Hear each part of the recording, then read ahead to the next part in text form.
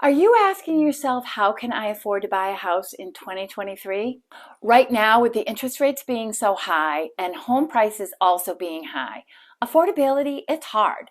So you need to get a little creative and figure out how you can get yourself into a house. Because if you can at least get your foot in the door, you can start building equity, and that equity will get you to the next nicest house. Your very first house is not supposed to be your dream house. It is a stepping stone to your dream house. It may take one or two houses before you can get to where your dream house is, and that's okay, because things that are really worth it are going to take time. Let me go through the steps that will give you the key to get you into your house. Hi, I'm Linda Hafner, top producing realtor at ERA Key Realty in Central Massachusetts. Let's talk about the strategies you need to use to get yourself into being able to afford to buy a house in 2023. Do you have a home to sell already? If you do, that puts you at a little bit of an advantage. You have all the built up equity in your home that you can use toward your next purchase.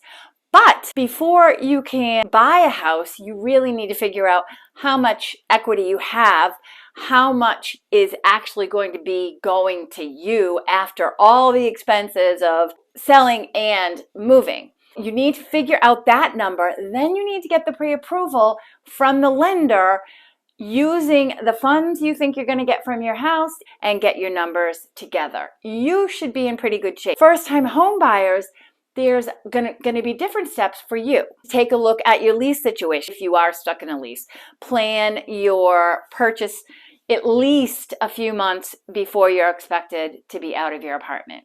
One of the things that's really important if you want to be able to afford a house in 2023 is that you've had steady, regular job for a period of 2 years. Banks will not give you a loan unless they see dependable income. Now, you can be self-employed, but you have to provide 2 years W-2s showing the proof of income. If you have all that, the next thing you need to do is to evaluate your debt-to-income ratio. If you want to be able to afford a house in 2023, you need to understand your debt-to-income ratio, because that is what a bank is going to evaluate to determine whether or not you qualify. What they look for is 43% or under. I explained how to figure out your debt-to-income ratio in one of my previous videos, How Much House Can I Afford? Go check that out and it'll help you with the number aspect. If your debt-to-income is too high, the banks won't give you a loan, but you have the ability to try and work with those numbers. Oftentimes, if you talk to a lender, they can give you the best recommendations. But just a couple of quick recommendations is, don't worry about the big high credit card number that you owe. Worry about the monthly payment. Don't worry about the entire balance. A lot of buyers I know work so hard at paying off this huge sum of money, when in actuality it would have been so much better if they had kept that extra money in their savings account, because banks want you to have money in the bank. They don't care about the high. Even if it's like $20,000, as long as your payment is $200 a month, that's what they're using. They're using $200 a month. They're not using $20,000 worth of debt. They're using $200 a month. Those numbers probably don't make sense, but that's what I got right now. If you do have any large payments per month, work at getting rid of them. You're probably not going to want to do this, but if you do have a very high monthly car payment, I have to suggest considering getting rid of that extra nice vehicle that you may have with the high monthly payment and trade it in for something that's cheaper with a lower payment, because it might help you get into a house. Find the right mortgage lender and the right loan that matches your particular financial picture the best. You want to consider avoiding a 30-year fixed right now, since they're at 7%. Maybe consider an adjustable rate, consider FHA, Go and talk to different lenders, ask if they have any first-time home buyer programs, what rebates they have, if there's a 2-to-1 buy down.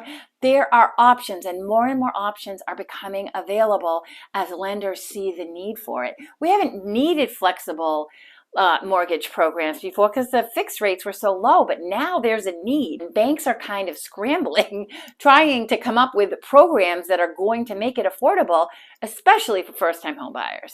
But I cannot tell you enough how important shopping around for different lenders is right now. I literally just had a buyer who was purchasing a home. She reduced her interest rate by 2 points by switching lenders because these lenders had different programs.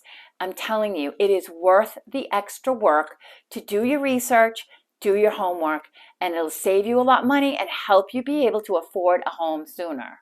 Another really good technique to help you get into a home in 2023 is to look for homes on the market at the time that have been sitting on the market a little longer.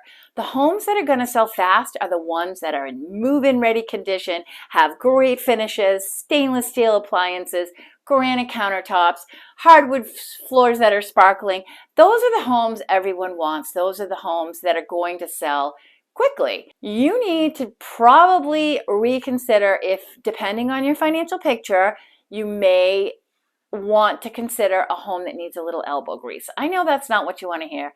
None of the buyers want to hear that. Nobody wants to work on a house, but it could be worth it, and it could get you into a house sooner because you'll be able to afford that type of house better. It's going to depend on your financial picture, but it's an option and it's a way to get you into your house. Most home buyers never look at the tax rate of the town they're moving to. Pay attention to that. Choose a town with a low tax rate. That could save you a lot of money on your monthly mortgage payment, and by doing that will enable you to buy a home sooner in 2023. When I bought my first home, I was scared out of my mind.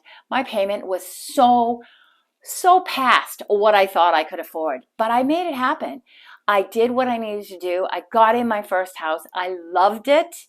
I redid it. It needed work.